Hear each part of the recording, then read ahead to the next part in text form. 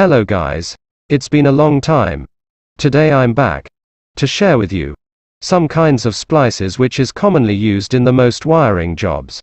But first, let me give you my first tips before start doing or studying splicing and wiring, especially working live wires. First, it will be easy if you start using crimping tools or stripper tools and pliers. And now, before I show you the first splice, please don't forget to tap the subscribe button below, if you like topics related to this video or technology. And hitting the bell icon is a big appreciation. God bless and thank you so much in advance. Here I have this stranded wires for this demo. Actually they usually use solid wire for demonstration. But here I hope to teach you all my best, because it is all I have today. Please watch carefully and comment for any questions, and I would love to hear for more suggestions from you guys.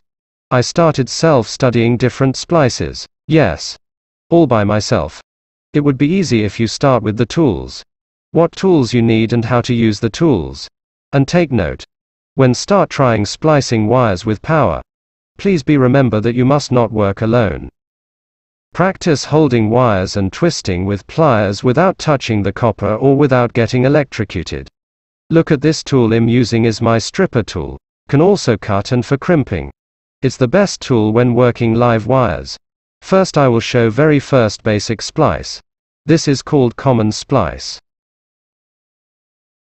I think you already know this one, but of course, I have to start with this. Just place the wire like this I'm showing and twist tightly until it is safe and secure with the electrical tape. Or just to be sure you can also solder it with your soldering and lock with the lead.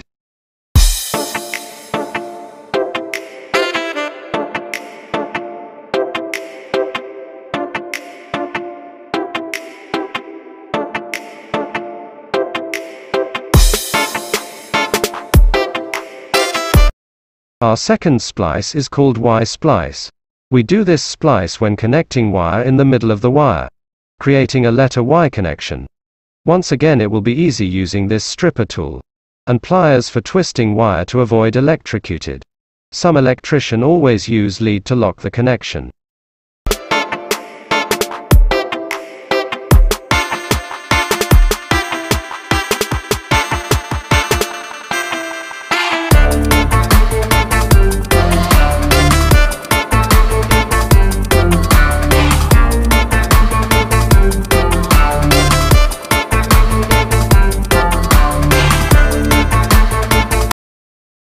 Our third splice is one of my favorite splice. This is called the Western Union. In this splice you can strip the wire at least 1.5 inch. Watch carefully how to joint this wire, because sometimes they misunderstood how is the proper connection of this splice. You can always lock with the soldering lead after connecting the wires, and cover with electrical tape or shrinking rubbers.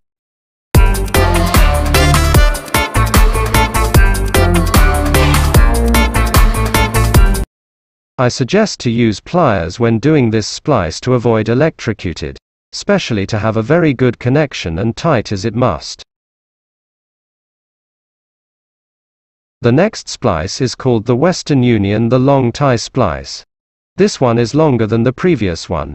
You need to strip the wire at least 2 inches. Unlike the previous one I don't use pliers. But now, to get a proper connection you need to use pliers to pinch or hold the middle, before twisting the wire.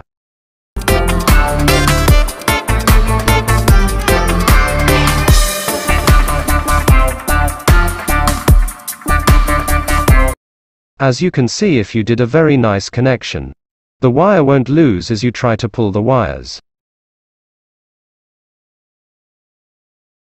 And now we go to the next splice. This is what we called tap joint splice. The steps is similar to Y-splice. This splice used to add connection.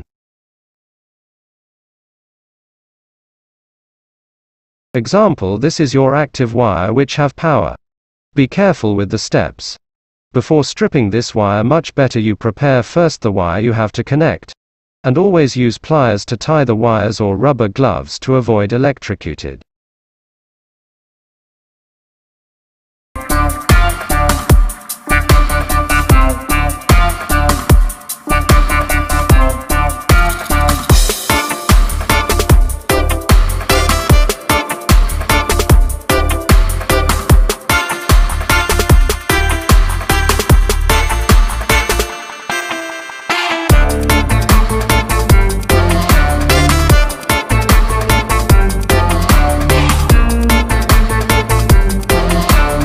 And now, from tap joint splice, I am going to make it cross joint splice. This cross joint splice is adding two connections. Here, we have to strip additional wire to tie opposite to the wire we put in tap joint splice. Watch and follow carefully. Please leave a comment, I would love to see more comments from you guys.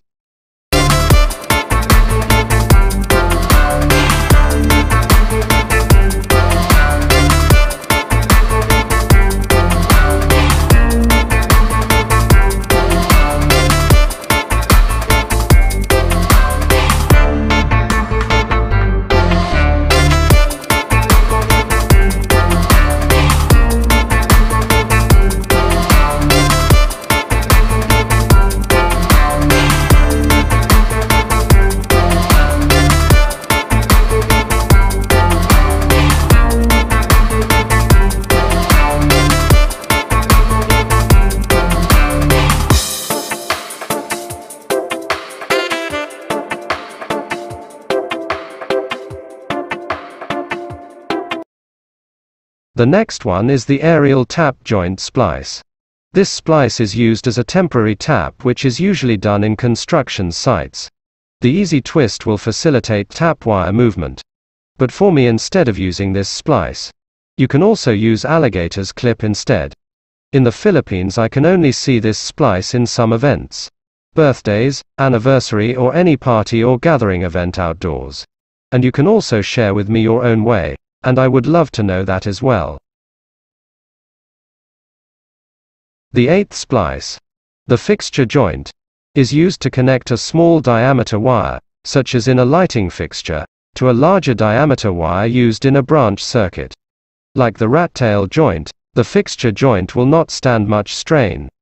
The first step is to remove the insulation and clean the wires to be joined. After the wires are prepared, the fixture wire is wrapped a few times around the branch wire. The end of the branch wire is then bent over the completed turns. The remainder of the bare fixture wire is then wrapped over the bent branch wire. Soldering and taping completes the job.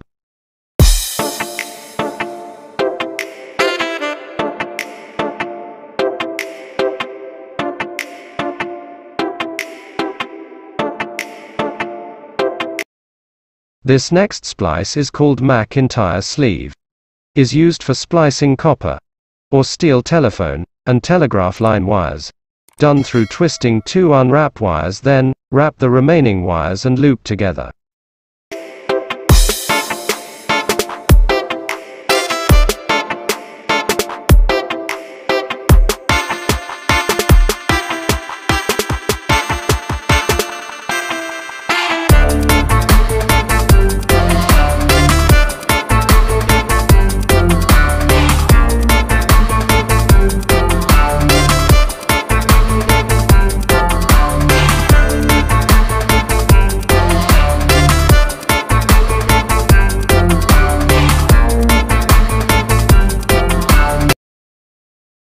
Rat tail joint, or also known as pigtail joint, is one of the common splice which you might already know.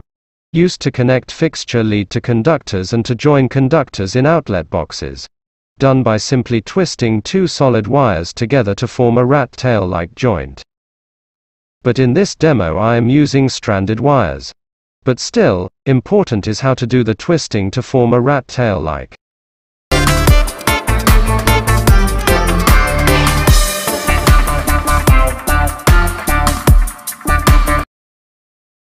Double-wrapped cross joint, used where two tap conductors need to extend away from the branch conductor in the opposite direction.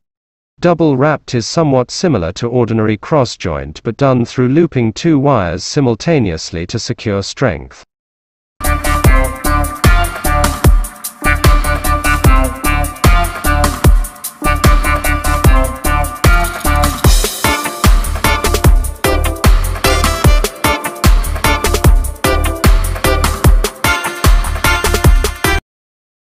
Our last one for today is the duplex wire joint splice.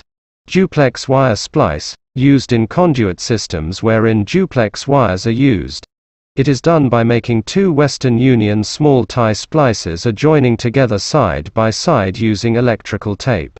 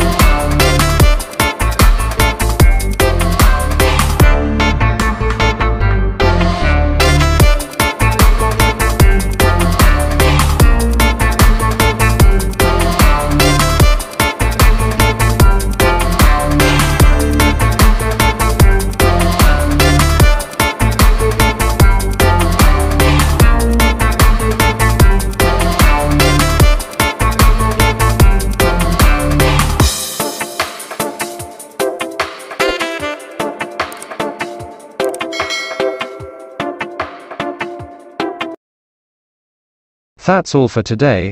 I hope you like this topic. Please don't forget to leave a thumbs up if you like this video, and subscribing is a lot appreciation. Thank you and more blessing for you.